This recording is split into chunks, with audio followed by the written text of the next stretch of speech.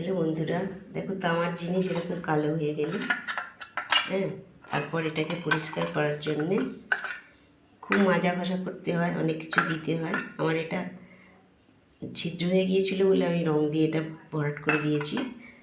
এটাকে খুব তাড়াতাড়ি পরিষ্কার করার জন্য আমি একটুখানি গরম জল নিয়েছি। আর এটা দেখো কি, এটা তোমরা সবাই জানো, এটা অবশ্যই আমি এই বাসন ধোয়ার জন্য রেখেছি হারপিক। এই হারপিক 2-1 ফোঁটা আমি দিয়ে দিলাম এই জলে, গরম জলে দিয়ে আমি এটাকে এবার গুলিয়ে নিলাম।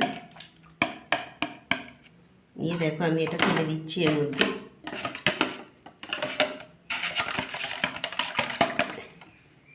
তোমরা এখানেই দেখতে পাবে।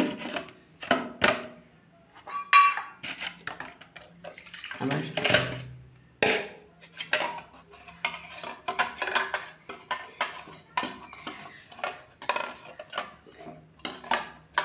কোনো মাজা ঘষা ছাড়াই এটা কীভাবে পরিষ্কার হয়ে যাচ্ছে দেখো।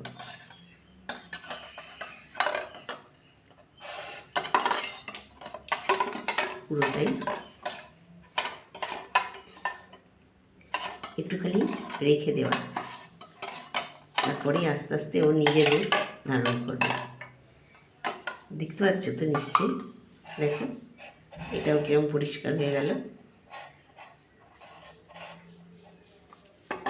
তাহলে এটার এবার পিছন দিকটা করার জন্য আমি এতে ঢেলে দিই। মানে একটা বড়ো জায়গা হলে ভিজিয়ে রাখা যায় সুন্দরভাবে। দেখো কেমন পরিষ্কার হয়ে গেল, বুঝতে পারছেন? হারপিক কিন্তু এই কাজেও লাগে।